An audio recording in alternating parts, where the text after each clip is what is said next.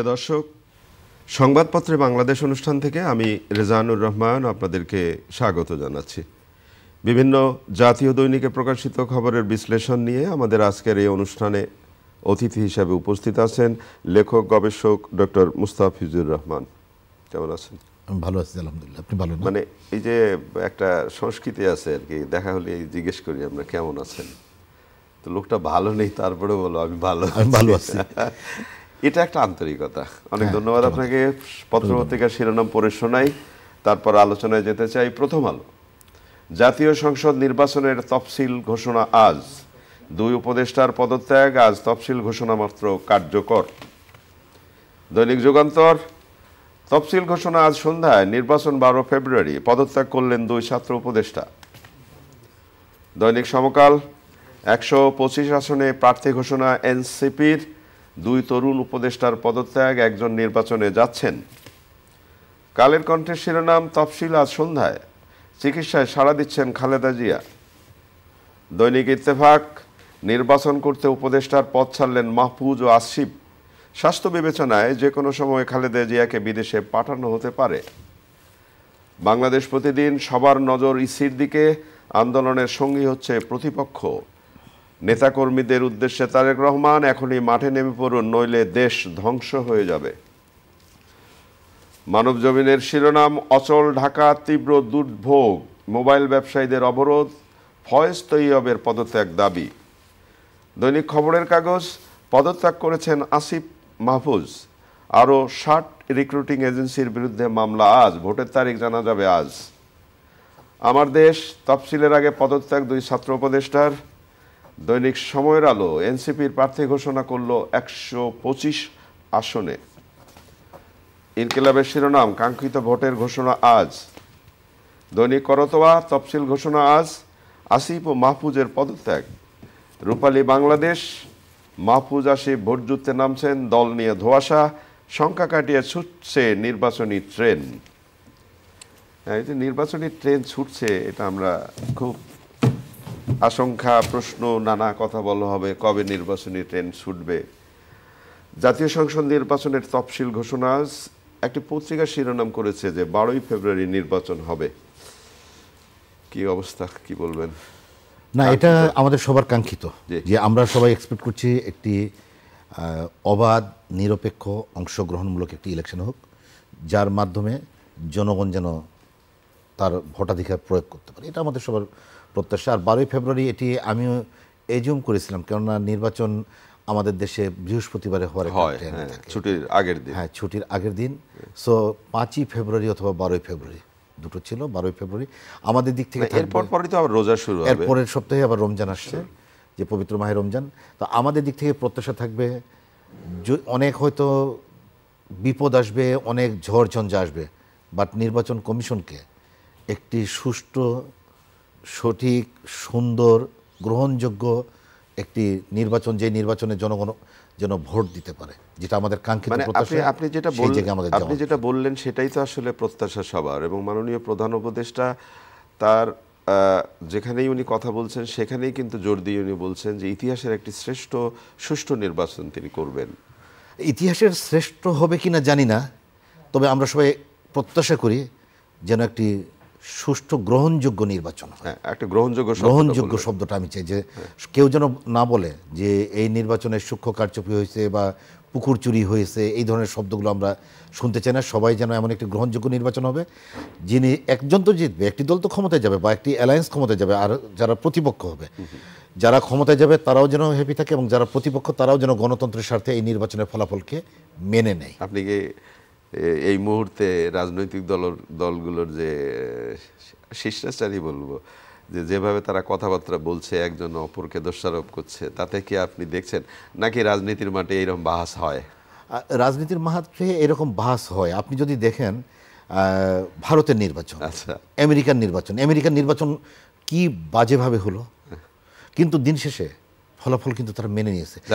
হ্যাঁ, and even গতবারের নির্বাচনের আগে ট্রাম্প যেবার ফেল করলেন, উনিও কিন্তু নির্বাচনের ফলাফল শেষ পর্যন্ত অনেক সময় নিয়েছিলেন, কিন্তু উনি স্বীকার করে নিয়েছিলেন। তা আমাদের মেনে নিতে হবে। মুস্তাফিজুর রহমান, আপনি যে দেশগুলোর কথা বলেন বা যে দেশের কথা বলেন, সেই দেশের নিয়ম শৃঙ্খলা গণতন্ত্রের প্রতি শ্রদ্ধা বা সব কিছুর সেই জায়গাটা আমরা কতদূর যেতে পারছি কিনা বা পেরেছি কিনা সেটা একটা সন্দেহ আছে।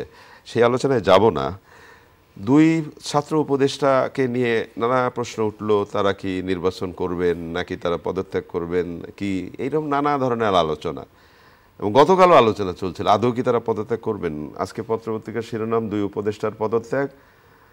আচ্ছা, আমি একটা জিনিস আপনার কাছে বুঝতে চাই, এখানে আরেকটা শব্দ জুড়ে দেওয়া হয়েছে, তফসিল ঘোষণা মাত্র কার্যকর হবে। মানে তফসিল ঘোষণা মাত্র কার্যকর, কারণ যদি তফসিল ঘোষণা না হয়, কথার কথা, তাহলে এটা কার্যকর হবে না। এই জায়গা থেকে আমার হচ্ছে খুব মানে অবাক লেগেছে। কালকে যখন আমি দেখেছিলাম সোশ্যাল মিডিয়ায়, আমি একটু কনফিউজ ছিলাম, কিন্তু মেইন স্ট্রিম পত্রিকাগুলো যখন দেখলাম তখন আমি একটু অবাক হয়েছি যে এই ধরনের কন্ডিশনাল পদত্যাগ কেন। পদত্যাগ ওনারা করবে, আমরা পত্রিকার মাধ্যমে জেনেছি যে ওনাদের পদত্যাগ করার জন্য বলা হয়েছিল মনে হয় সেপ্টেম্বরে, তারপরে আরও কিছু হোয়াট এভার, এটা না, কিন্তু কন্ডিশনাল পদত্যাগ কেন হবে? তারা পদত্যাগ করবেন, তারা নির্বাচনে অংশগ্রহণ করবেন, সেটা পরের ইস্যু। তারা কোন রাজনৈতিক দলে যোগ দেবেন সেটা পরের ইস্যু, বা আদৌ তারা দেবেন না, কি করবেন সেটা তাদের নিতান্ত ব্যক্তিগত সিদ্ধান্ত। কিন্তু পদত্যাগ যখন করবেন, উনি তো পদত্যাগ করবেন। এখন পদত্যাগ করার পরে ইয়ে থেকে প্রধান উপদেষ্টার কার্যালয় থেকে যখন ওনারা ইয়ে করবেন, মানে তফসিল ঘোষণা হবে, তখন থেকে কার্যকর হবে। তো এই আপনার জায়গায় আমারও একটি শঙ্কা, যদি কোনো কারণে আজকে তফসিল ঘোষণা না হয়, তার মানে কি এখানে অন্য কোনো মানে আমরা ওই আশঙ্কা করছি না যে তফসিল ঘোষণা হবেই আজকে ইনশাল্লাহ, এটা বোঝাই যায়। তো এই প্রশ্ন বা শিরোনামটিও না মাঝে মাঝে আমি একটু ইন্টারাপ্ট করি। জি জি জি। তফসিল ঘোষণা হলো, 3 দিন পরে আবার তফসিল চেঞ্জ হলো বা স্থগিত হয়ে গেল। তাহলে কি তফসিল যেহেতু ঘোষণা হওয়ার পর কার্যকর হয় নাই, তাহলে কি ওনারা আবার ফেরত আসবেন? আমরা ওই বিতর্কে এখন যাই না, আমরা পরিস্থিতির জন্য অপেক্ষা করি। তবে এইটা একটা মানে সংবাদ যে সবকিছু মিলে যে প্রশ্নগুলো উঠেছিল দুই উপদেষ্টার জন্যে, সেই প্রশ্নের মোটামুটি আপাতত সহমতি হলো, এবং তারা বোধহয় কোনো পত্রিকার শিরোনাম হলো তারা দুইজনেই নির্বাচনে দাঁড়াবেন, আবার একজনের কথা বলা হচ্ছে। হ্যাঁ, আপনার কালকে একজন অলরেডি প্রেস কনফারেন্সে বলেছেন, একজন উপদেষ্টা বলেছেন যে আমি নির্বাচনে দাঁড়াবো, তবে কোন নির্বাচনে অংশগ্রহণ করবো কিন্তু কোন আসনে বা কোন দল থেকে সেটি উনি আবার আজকে একটি টেলিভিশন চ্যানেলে শুনলাম বা খবর পাওয়া গেল যে নূর সাহেবের দলে এটাও দেখা যাচ্ছে যে একজন উপদেষ্টা যাচ্ছেন এবং একটা পদও পাচ্ছেন, সাধারণ সম্পাদকের। হ্যাঁ, সাধারণ সম্পাদকের পদও পাচ্ছেন। এগুলো নিয়ে অনেক ধরনের কথা বলা যায়, ওই বিতর্কে আমরা যেতে চাই না, কিন্তু ওনারা পদত্যাগ করেছেন এবং পদত্যাগটা মানে আজকে থেকে কার্যকর হোক এবং ওনারা নির্বাচনে অংশগ্রহণ করুক, ভালোভাবে আসুক, দেশ গড়ায় অবদান রাখুক, এটাই আমরা চাই তাদের কাছ থেকে। আচ্ছা, দাবি আদায়, ধরেন এই সময়ে এই 15-16 মাসে যাদের দাবি আদায় আন্দোলন করার কথা না, তারাও আন্দোলন করলেন, এবং সর্বশেষ এখন আন্দোলন গতকাল দেখলাম যে মোবাইল ব্যবসায়ীরা যারা আছেন তারাও রাস্তায় নেমে রাস্তা দুর্ভোগ করালেন, এবং সচিবালয় ভাতার জন্য সংশ্লিষ্ট উপদেষ্টাকে প্রায় কয়েক ঘন্টা অবরোধ করে রাখা হলো। তাহলে কি এটা শেষ সুযোগ, যে না এই একটা সুযোগ এই দাবি আদায় করার? এটির জন্য যদি বলেন, আমি বলবো এই সিচুয়েশনটা এই সরকারই ক্রিয়েট করে দিয়েছে, এই সরকারই ক্রিয়েট করেছে। শুরুর দিকে ইনারা মানে আর ইন্টারিম গভর্নমেন্ট বলি আর তত্ত্বাবধায়ক সরকার বলি, তারা কিন্তু দুর্বল সরকার সাংবিধানিকভাবে, এবং তাদের কিন্তু নীতি নির্ধারণ করার মতো একটা ব্যাপার। মুস্তাফিজ সাহেব, এই সরকারের যে সমর্থন, সেটা তো আসলে কোনো বিতর্ক ছিল না, তার সবার সমর্থন ছিল। তাহলে এই ধরনের সরকার দুর্বল সরকার হয়? দুর্বল সরকার হয় কি কারণে? আপনাকে সাংবিধানিকভাবে যদি আপনি যান, ওনারা হচ্ছে দৈনন্দিন কার্যক্রম এগিয়ে নিতে পারেন, নীতিগত কোনো সিদ্ধান্ত ওনারা খুব জরুরি না হলে ওনারা নেন না। এটা আপনি আমাদের তত্ত্বাবধায়ক সরকার যখন ছিল, সংবিধানে পরিষ্কারভাবে নিয়ে আসা হয়েছিল, এবং আপনি যতগুলো 91-তে বলেন, 96-তে বলেন, 2001-এ বলেন, এই ইয়েটা হয় না। আমরা ট্রেন্ডটার কিছু চেঞ্জ দেখেছি 2006-এর পরে যে আসলো যে সরকারটি, তারা প্রায় 2 বছরের মতো থাকলেন, ওই জায়গায় কিছু দেখেছি, আর এখন আমরা দেখছি। তো হোয়াট এভার ইন্টারিম গভর্নমেন্ট, সেটি কিন্তু ইন্টারিম হতে পারে অথবা নির্বাচনকালীন সরকার হতে পারে। ধরুন যে একটি পলিটিক্যাল পার্টি ক্ষমতায় আছে, ওনার মেয়াদ শেষ, ওনাদের হাতে ইন্টারিম নেই বা তত্ত্বাবধায়ক নেই, ওনারা এখন নির্বাচন দেবেন। ওই সিচুয়েশনেও কিন্তু ওনারা নীতিগত বড় ধরনের সিদ্ধান্ত নেন না। এখন আমাদের এই সরকার নীতিগত সিদ্ধান্ত যেহেতু নিতে পারে না, তাহলে তারা দুর্বল সরকার, তারা একটা ক্ষণস্থায়ী একটি নির্দিষ্ট সময়ের জন্য। এখন এই সরকার আসার পরে এমনভাবে যারাই যে দাবি তুলেছে, তারা সেই দাবিগুলো মেনে নিয়েছে, অ্যান্ড ইভেন কিছু কিছু ক্ষেত্রে মানে অনেকের দাবি মেনে নিয়েছে, এবং কিছু কিছু আলটিমেটাম দেওয়া হয়েছে যে কালকে এতটার মধ্যে নিতে হবে, এতটার মধ্যে যমুনা ঘেরাও, এবং যমুনা ঘেরাও আগেই নিয়ে নেওয়া হয়েছে। এটি যখন এক্সাম্পল তৈরি করা হয়েছে, যেটা বলতে চাইছেন যে কেউ দাবি আদায়ের পরপরই যদি দাবি আদায় হয়ে যায় তাহলে আমি কেন পিছনে থাকব? এটা একটা এক্সাম্পল তৈরি হয়েছিল। এক্সাম্পল তৈরি হওয়ার, উদাহরণ তৈরি হওয়ার পরে যে যার মতো, আপনি দেখবেন এই যে গত আগস্টের 5 তারিখের পরে এই সরকার ক্ষমতায় আসলেন হচ্ছে 8 তারিখে, তারপর থেকে আপনি এমন কোনো দিন হয়তো আমরা খুঁজে পাবো না যেদিন ঢাকা শহরে কোনো না কোনো রাস্তায় আন্দোলন হয় না। এরকম দিন খুঁজে পাওয়াটা খুবই দূর। হয়তো ফ্রাইডেগুলোতে পাওয়া যেতে পারে, ছুটির দিনগুলোতে পাওয়া যায়, ওয়ার্কিং ডেগুলোতে হয়েছে। তারই ধারাবাহিকতা এটি। আপনি কালকে যেটি হয়েছে, আমি তাদের দাবির সাথে কিছুটা একমত, কিছুটা দ্বিমত। যেমন ওনারা একটা হচ্ছে যে ন্যাশনাল যে ইকুইপমেন্ট আইডেন্টিটি রেজিস্টার, মোবাইল ব্যবসা, এটা হচ্ছে গভর্নমেন্ট একটি করছে। দেখুন, আপনার আমার নিরাপত্তার জন্য এরকম একটু রেজিস্ট্রেশন থাকতে হবে। আমার যদি মোবাইলটা হারিয়ে যায়, এই রেজিস্ট্রেশন দিয়ে যদি আমি খুঁজে পাই পুলিশ, তাহলে এটা দরকার আছে, এটার একটা মানে আইন শৃঙ্খলার জন্য দরকার আছে। বাট এটা ব্যবসায়ীদের সাথে আলাপ আলোচনা করে আজকে না কালকে নাকি পরশু, যেমন গভর্নমেন্ট এখন বলেছে 16 ডিসেম্বর থেকে, আবার সরকারই দেখলাম যে গতকালকে বলেছে 16 ডিসেম্বর না, আরও কিছুদিন সময় দেওয়া হবে। এটি আলোচনার মাধ্যমে সমাধান হতে পারে না। আপনি যেটা বললেন যে আলোচনার মাধ্যমে সমাধান হতে পারে, এটা তো একটা সহজ কথা। এই যে আমরা দাবি আদায়ের জন্য দাঁড়িয়ে যাই রাস্তার মধ্যে এবং দুর্ভোগ সৃষ্টি করি, আপনি তো খেয়াল করবেন এই ঢাকা শহরের যে কোনো একটা রাস্তায় যদি 50 জন মানুষের বিক্ষোভ হয়, তাহলে গোটা ঢাকা শহর কলাপস হয়ে যায়, একদম বন্ধ হয়ে যায়, মানুষের দুর্ভোগ বাড়ে। এটা কি ভাবার দরকার আছে না? এটার প্রতিটা সেক্টরকে, প্রতিটা ইয়েকে ভাবা উচিত। যেমন আমাদের দেশে এখন হয়েছে যে জিম্মি করে দাবি আদায় করা। রাস্তাতে যেটি হচ্ছে যখন করছে তারা জিম্মি করে যদি দাবি আদায় করা যায়, আমিও তাহলে তাই। হ্যাঁ, আমি গতকালকে আপনি দেখেন জিম্মি করা হয়েছে, দুটো জিম্মি হয়েছে। একটি হচ্ছে এটা মোবাইল ব্যবসায়ীরা জনগণকে জিম্মি করেছে, আর একটি হচ্ছে সচিবালয়ের কর্মচারীরা অর্থ উপদেষ্টাকে জিম্মি করেছে 7 ঘন্টা উনিকে। এর আগে আমরা সেম ছাত্ররা জিম্মি করেছিল হচ্ছে শিক্ষা উপদেষ্টাকে মাইলস্টোনে, এবং তাদের দাবি না মেনে কালকে কিন্তু জিম্মি করে কালকে দাবি আদায় করা গিয়েছে। শেষে অর্থ উপদেষ্টা মোটামুটি একটি মানে উনি মেনে নিয়েছেন যে আজকে বিকেল 3টায় প্রজ্ঞাপন জারি হবে। তার মানে আরেকটা পাবে সচিবালয়। এখন কি হবে আলোচনার মাধ্যমে, কিন্তু আজকে প্রজ্ঞাপন জারি হবে, এটা কিন্তু কালকে সংবাদপত্রে আমরা দেখেছি। তার মানে কাউকে জিম্মি করলে দাবি আদায় করা যায়। এই ট্রেন্ডটি আমাদের জন্য খুব খারাপ হয়ে দাঁড়িয়েছে। না, এটা মানে যাই হোক কি দাঁড়াবে, এটা হচ্ছে আমাদের জাতির জন্য একসময় বড় ধরনের হুমকি হয়ে যাবে। এটিকে আমাদের বন্ধ করা উচিত। মোস্তাফিজুর রহমান, একটা ব্যাপার বোধহয় আপনি নিশ্চয়ই খেয়াল করেছেন যে মোহাম্মদপুরে 2 জন খুন, মা এবং মেয়ে খুন হলেন, এবং একজন গৃহকর্মী খুন করেছে, এটা এখন আমরা নিশ্চিত করেই বলতে পারি। এবং এই যে গৃহকর্মী, কাজের মেয়ে বা কাজের লোক, তাদের নিয়ে আমাদের চলতেই হয়, কিন্তু যে উপসর্গটি এখন আমরা এটা দেখলাম, যে সমস্যাটা দেখলাম, সেই জায়গায় আজকে যেটা খবরের কিছু কিছু বলা হচ্ছে, তাকে গ্রেপ্তার করা হয়েছে গৃহকর্মীকে, এবং তাকে বলা হচ্ছে তিনি চুরি করতে গিয়ে ধরা পড়েছেন বলে 2 জনকে খুন করেছেন। তাহলে এর থেকে বার্তাটা কি দেয় যে আমরা কতটা নিরাপদ নিজেরা নিজেদের মধ্যে? ফার্স্ট অফ অল যেটি বলবো সেটি হচ্ছে আইন শৃঙ্খলা পরিস্থিতির যখন খারাপ অবস্থা হয় তখন এই জিনিসগুলো বেড়ে যায়। যে আমি অপরাধ করলে আমাকে গ্রেপ্তার হবে, আমার বিচার হবে। হ্যাঁ, এটা যখন ল এনফোর্সমেন্ট এজেন্সিগুলো অ্যাক্টিভ থাকে, আপনার বিচার জুডিশিয়ারি সিস্টেম যখন অ্যাক্টিভ থাকে এবং দ্রুত সময়ে যখন বিচারগুলো হয়ে যায়, তখন কিন্তু মানুষের ভিতরে ভয় থাকে। আপনি এখানে দুটো জিনিস আছে। আপনি দেখবেন যে 2018-19-এর দিকে আমি নিজে দিয়েছি, প্রতিটি থানা থেকে একটি কাগজ আমাদেরকে পূরণ করে দিতে হতো, যারা বাসা ভাড়াটিয়া থাকুক বা যেটি থাকুক, যে মাসে মাসে আপডেট দিতে হতো। না দিলে পুলিশ এসে কিন্তু খোঁজাখুঁজি করতো। আমার বাসার ড্রাইভারের ফোন নাম্বার, তার এনআইডি সহ, মানে ভাড়াটিয়া দিতে গেলে একটু ফোন করে তুললেন। এই প্রসঙ্গ আমিও দিয়েছি, এবং আমি দেখেছি অনেক বাড়ির যারা ভাড়া থাকেন তারা আবার এখানে বিরক্ত হন, ওরা আমাকে কেন এই কাজগুলো করতে হবে, কেন দিতে হবে, কিন্তু দিতে যে হয় না হলে এটা আমি তো নিজেই অনিরাপদ হয়ে যাচ্ছি।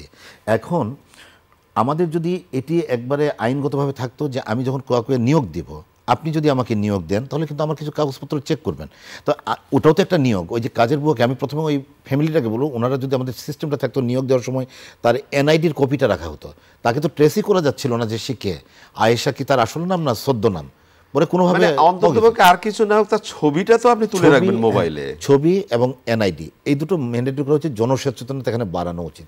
দ্বিতীয় হচ্ছে এটির কিভাবে সমাধান হবে আমি জানি না, আমাদের ইসলাম মেনে আমাদের একটি জিনিস ইয়ে করা উচিত, এক্ষেত্রে আমাদের হয়তো হুজুররা যেনারা মুহাদ্দিস রয়েছেন তারাও বলতে পারেন, আমাদের যে এই যে ইসলামের যে লেবাস সেটার অপব্যবহার যে হচ্ছে, এই যে ইনি দেখুন ইনার কিন্তু ফেস দেখা যায় নাই, হিজাব পরে ইনি প্রথম যে কয়দিনই এসেছেন ওনার সিসিটিভির ফুটেজগুলো দেখুন ওনার কিন্তু চোখও দেখা যায় না।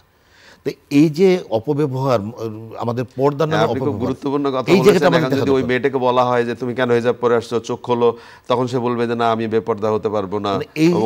এই জায়গাগুলোতে আমাদের একটা মানে হয় কি আমরা সুযোগের সন্ধান করি, সুযোগটা নেই। এটা তো আপনি যতগুলো অপরাধ ঘটছে, বিশেষ করে আমাদের মেয়েদের মাধ্যমে যে অপরাধ সংঘটিত হচ্ছে তাদের কিন্তু দেখবেন সবাই অলমোস্ট হিজাব পরছে। তাহলে এই জায়গাটা থেকে আমাদের বের অনেক অনেক গুরুত্বপূর্ণ কথা আপনি বলেছেন। একটা প্রসঙ্গ আপনার কাছে তুলতে চাই, যেহেতু আপনি শিক্ষা নিয়ে বেশ কাজ করেন আপনাদের প্রতিষ্ঠানে। ঠিক বার্ষিক পরীক্ষার সময় শিক্ষকরা আন্দোলন করলেন। আমার মনে হয় না পৃথিবীতে কোনো দেশে পরীক্ষা জিম্মি করে কেউ আন্দোলন করে, বিশেষ করে শিক্ষকরা। আবার দেখা গেল যে এখন বোধ করি পরীক্ষা হচ্ছে, বা আদৌ কি হচ্ছে জানি না পরীক্ষার। আবার এই যে বোর্ডের বই নিয়েও এখন একটা আশঙ্কা দেখা দিয়েছে, যে কেউ কেউ বলছেন সামনে নির্বাচন, বোর্ডের বই এখনো ছাপা হয় নাই, আদৌ 1 জানুয়ারি থেকে বই পাওয়া যাবে কি যাবে না সেটাও একটা অনিশ্চয়তার জায়গা। তাহলে কি ছাত্রছাত্রী গিনিপিগই থাকবে? ওদের কাছে কি ভরসা করব আমরা? এটি হচ্ছে দীর্ঘদিন ধরেই চলে আসছে যে শিক্ষকদের কর্মবিরতি, এখন সেটাই এক্সট্রিম পর্যায়ে চলে গিয়েছে, যে পরীক্ষার আগ মুহূর্তে। এবং এবারকার জিনিসটা হয়তো এক্সেপশনাল হয়েছে, তারা জানে যে অন্তর্বর্তীকালীন সরকারের নির্বাচনের তফসিল ঘোষণার পরে তারা চলে যাবে। এই যে একটু আগে আমি যেটি বলেছিলাম যে ইনাদের কাছে দাবি করলে পাওয়া যায়, এই জন্য ইনাদের এরকম একটি নিয়েছে। তবে শিক্ষকদের যে দাবিগুলো, যেই দাবিতে তারা আন্দোলন করছিলেন, সেগুলোর সাথে আমার অধিকাংশ ক্ষেত্রেই একমত আমি, কিন্তু তাদের দাবি আদায়ের পদ্ধতিটার সাথে আমি পুরোপুরি দ্বিমত। কেননা তারা যেভাবে ক্লাসরুম বন্ধ করে, পরীক্ষা বন্ধ করে যেটা করছে, এটি কখনো আমাদের কাছে কাম্য না। এটাকে তারা আলাপ আলোচনার মাধ্যমে অথবা আরও আগে চিন্তা করতে পারতো, কিন্তু এটিকে কোনো ক্রমে এটা না। আর টেক্সট বই নিয়ে যেটি আপনি বললেন, এবার তো সরকার অলরেডি মানে ডিক্লেয়ার দিয়ে দিয়েছে যে 1 জানুয়ারিতে বই উৎসব হবে না। তার মানে তারা বলেই দিয়েছে। গত বছরও একই অবস্থান ছিল। তবে সোফার আমি শিক্ষা নিয়ে কাজ করি, আমি জানি যে প্রাথমিকের বইগুলো অলমোস্ট তারা হয়তো বা দিতে পারবে, কিন্তু সেকেন্ডারির বই নিয়ে বড় ধরনের ঝামেলা হবে। এবং এগেইন যে সমস্যাটা হবে, যে গত বছর আপনারা দেখবেন, আপনারা হয়তো পত্রপত্রিকায় দেখেন যে বই পেতে 1 মাস দেরি হয়েছে, বাট একজন শিক্ষাকর্মী হিসাবে আমি দেখি বই পেতে 6 মাস দেরি হয়েছে। কারণ হচ্ছে বইটি যদি গভর্নমেন্ট জানুয়ারিতে এনশিওর করতে না পারে, তাহলে আপনি ফেব্রুয়ারিতে নির্বাচনের ডামাডোলে তারপরে রমজান মাস, রমজানের পর হচ্ছে এসএসসি পরীক্ষা, এইচএসসি পরীক্ষা, লম্বা ছুটি, তারপরে আপনার ষান্মাসিক পরীক্ষা মানে অর্ধবার্ষিক পরীক্ষা। দ্যাট মিন আপনি বই যদি আপনি জানুয়ারিতে দিতে না পারেন, ওই বইটার ক্লাসরুমে ইউজ কিন্তু আপনার জুনের আগে আর হচ্ছে না। তার মানে আমরা জানুয়ারিতে বইটা দিতে পারলে ওই ছুটি বা এর মধ্যে ছাত্রছাত্রীরা বই নাড়াচাড়া করতে পারতো এবং শিক্ষকরা ইনস্ট্রাকশন দিতে পারতো। এই জায়গায় আমার একটা পরামর্শ থাকবে, যেই জায়গায় খুব ছোট করে প্রতিটি স্কুলের একটি ফান্ড আছে। প্রাইমারিতে হচ্ছে স্লিপ ফান্ড আছে, সেকেন্ডারিতেও ফান্ড আছে। সরকার একটি জন্য ইনস্ট্রাকশন দিয়ে দেয়, বই যদি দিতে না পারলে তো কিছু করার নাই, সময় মতো দিতে না পারলে অল্টারনেটিভ হতে পারে যে ওয়েবসাইটে বইগুলো দিয়ে দিবে চ্যাপ্টার ওয়াইজ, এবং যেই চ্যাপ্টারগুলো পড়ানো হবে স্কুলগুলো থেকে সেগুলো যেন ডাউনলোড করে অন্তত প্রিন্ট করে দেয়। দেখুন প্রিন্টের বই একরকম আর ফটোকপি একরকম। আপনি যে কথাটি বলছেন এটা অবশ্যই এই তথ্য প্রযুক্তির এই বিস্ময়কর যুগে এটা হতেই পারে, কিন্তু এখনো বোধ করি এটাই বাস্তবতা, প্রত্যন্ত অঞ্চলের শিক্ষার্থীদের হাতে এই কাজটি করা যাবে না, পারবে না। আমি এটি বলছি যে শিক্ষকদের, স্কুল শিক্ষা প্রতিষ্ঠানকে দায়িত্ব নিতে হবে, যেহেতু বই দেওয়ার রাষ্ট্রের দায়িত্ব, যেহেতু ওনারা দিতে যদি নাই পারেন, একেবারে অগত্য একটা অল্টারনেটিভ এটা হতে পারে বাচ্চাদের পড়া চালিয়ে নেওয়ার জন্য স্কুল কর্তৃপক্ষ বইটিকে যতটুকু দরকার ততটুকু ডাউনলোড করে শিক্ষার্থীদের হাতে তুলে দিয়ে ওইটাতে পড়াবে, বাই দিস টাইম বই চলে আসবে। একটি কথা মনে রাখবেন, শিক্ষার্থীরা নতুন বইয়ের যে গন্ধ আমরা ছোটবেলা পেয়েছি, এর সাথে পড়াশোনার একটি সম্পর্ক রয়েছে। আপনার কি মনে আছে যে নতুন বই পাওয়ার পরে ওইটারে মলাট করি আমরা, মলাট করে আবার সুন্দর করে বুকের মধ্যে নিয়ে নেই, আহা কি গন্ধ, এবং গন্ধ, বইয়ের যে গন্ধ, এটা পৃথিবীতে আর কোনো কিছু দিয়ে হয় না এখনো পর্যন্ত। যতই আপনার হচ্ছে আমরা ডিজিটাল ডিভাইস করি, গল্প করি, এটা করি, সকালে পত্রিকা খোলার যে বাসায় যখন পত্রিকাটা খুলি, পত্রিকা তো কেউ নিত না যদি এটার আলাদা যদি চাহিদা না থাকতো, আমি তো সব পত্রিকায় অনলাইনে পড়ি, কিন্তু সকালে ঠিকই কিন্তু বাসায় ঘুম থেকে উঠে আমি 2-3টা পত্রিকা নিয়ে এটা মানে খুলে পড়ি। এটা যেটা ছাপা পত্রিকার অবদান, ছাপা পত্রিকার গুরুত্ব ও পরিসর, এবং ছাপার বই বলেন, ছাপার মানে গল্পের বই সবকিছুই, বলেন, সবকিছু প্রিন্ট মিডিয়ার একটা আলাদা। একেবারে আমরা শেষের দিকে অনুষ্ঠানে মাননীয় সাবেক প্রধানমন্ত্রী আমাদের প্রিয় নেত্রী খালেদা জিয়ার সুস্থতা নিয়ে নানা প্রশ্ন এখন আছে, কি খবর আছে আপনার কাছে? আমি গতকালকে যেটি দেখলাম যে ওনাদের তো এখন ইয়ে করে দিয়েছে, বাজারে অনেক গুজব এটি ছিল, অনেক রকমের বিভ্রান্তিকর তথ্য আসছিল। পরে তো বিএনপির পক্ষ থেকে বলে দেওয়া হয়েছে যে ডক্টর জাহিদ মনে হয় ওনার নাম, উনি হচ্ছে যেটা দেবেন সেটাই। তো কালকে দেখলাম যে উনি বলেছেন গতকালকে সন্ধ্যায় যে রেসপন্স করছে, ও ডাক্তারের যে চিকিৎসা থাকছে, এটা খুবই আশার খবর। আমরা চাইবো আমাদের সাবেক প্রধানমন্ত্রী সুস্থ হয়ে উঠুক, আমাদের মাঝে ফিরে আসুক, এবং সম্ভব হলে উনি আমাদের নির্বাচনে ওনার দল থেকে নেতৃত্ব দিক। আগে তো ঘোষণা দেওয়া আছে, আগে ঘোষণা দেওয়া আছে, এবং উনি নির্বাচনে দাঁড়াবেন সেটিও দেওয়া আছে। আমরা আল্লাহর কাছে এটাই প্রার্থনা করব যে উনি সুস্থ হয়ে ফিরে আসুক। অনেক ধন্যবাদ আপনাকে। আপনাকে প্রিয় দর্শক, আমরা যে বিষয়গুলো নিয়ে কথা বললাম আপনারা নিশ্চয়ই শুনলেন। নির্বাচনের তাফসিল আজকে ঘোষণা করা হবে, এই আশাই তো ছিল দেশবাসী। কবে নির্বাচন হচ্ছে শোনা যাচ্ছে 12 তারিখ, ফেব্রুয়ারির 12 তারিখ। তার মানে একটা নির্বাচনী যুদ্ধ শুরু হচ্ছে আগামীকাল থেকে। এই যুদ্ধে সাধারণ মানুষের জয় হোক। ভালো থাকবেন। আগামীকাল নিশ্চয়ই সময় কথা হবে। খোদা হাফেজ।